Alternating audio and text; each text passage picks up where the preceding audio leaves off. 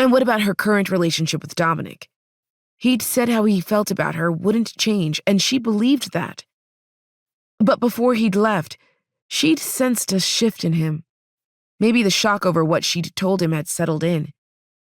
He'd mentioned she had a right to process her feelings, but he did too.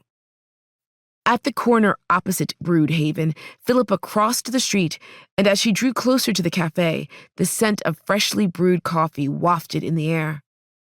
She opened the glass door and walked inside.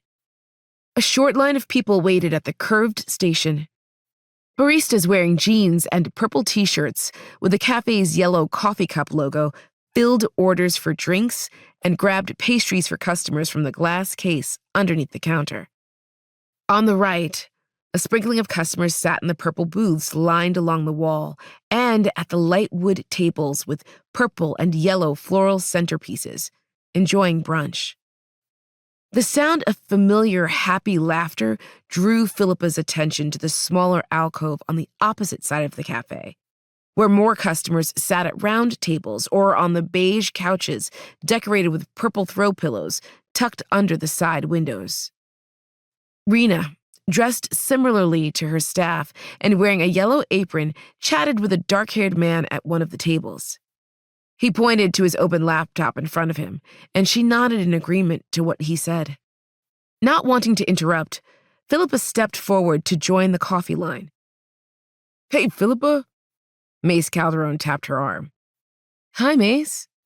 Philippa took in his beige and brown deputy sheriff's uniform. "Taking a coffee break?" The tan-skinned, dark-haired deputy smiled. "Yeah, I got a long one ahead of me. Plus, I was up early this morning. Zuri wanted to go over the security plan for the movie screening. She said you guys have a meeting with the planner this afternoon." "Yes, we're going over the kitchen trailer set up at the arena with Dominic and his team." "Dominic's a busy man. Before I met with Zuri this morning, I dropped by to check in with the security people at the cottage. They said he was out." Did he know she'd stayed at the cottage? Or that Dominic had left the cottage that morning to find her?